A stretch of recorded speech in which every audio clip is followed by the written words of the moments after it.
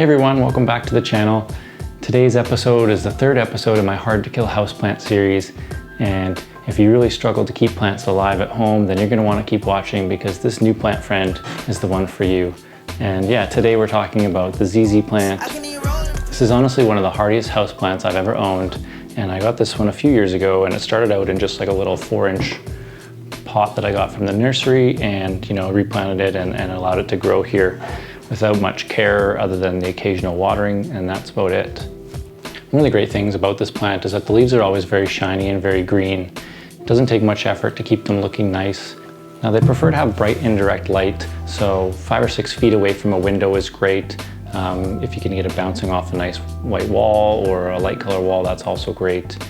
I've kept this one kind of off to the side of a window so it doesn't get the direct sunlight, but it does get a lot of the reflected light that is coming in through the window. One of the things you might find if you do have it in one of those lower light areas is that it just doesn't grow as fast as it would if you had it in a more direct environment. It is a tropical plant, so it does like to be warm and kept warm. I would say, average temperatures in Celsius, 16 to 24 Celsius, or, ideally in Fahrenheit, it's probably looking for 65 to 75 degrees most of the time. That's where it'll be happy. They also like high humidity.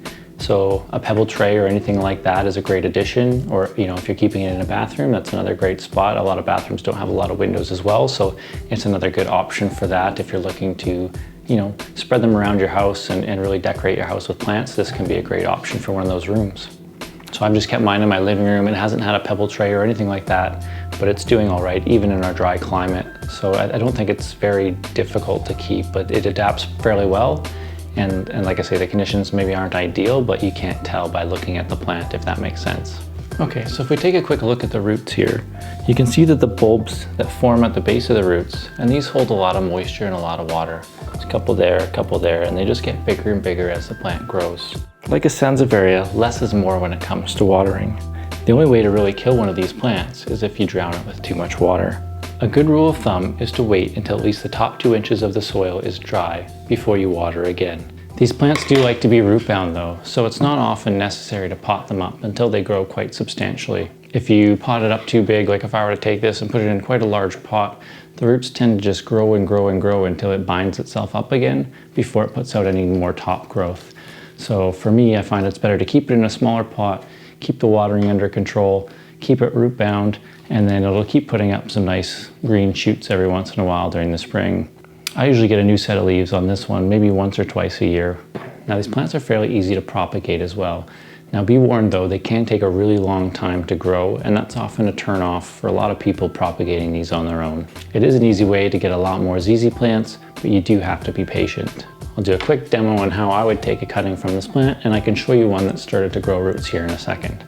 I think the best way to do it though is what I find is I like to take just a couple of leaves. So let's say for example, I've got this branch here with a couple of leaves on it.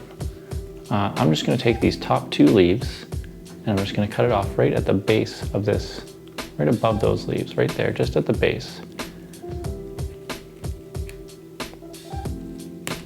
And just cut it off like this. I don't know if you guys can see that very well, but I just basically took just the top bit of the stem.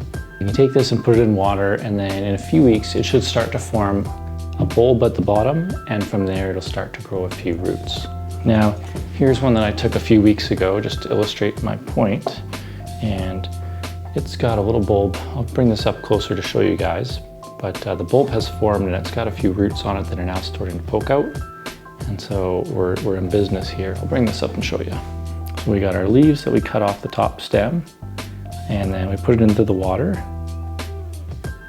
and as a few weeks pass, you get this bulb, and from the bulb gets those little roots, and then this can be planted, and the bulb will eventually keep growing and growing until it's enough to start supporting a few shoots of leaves out the top again.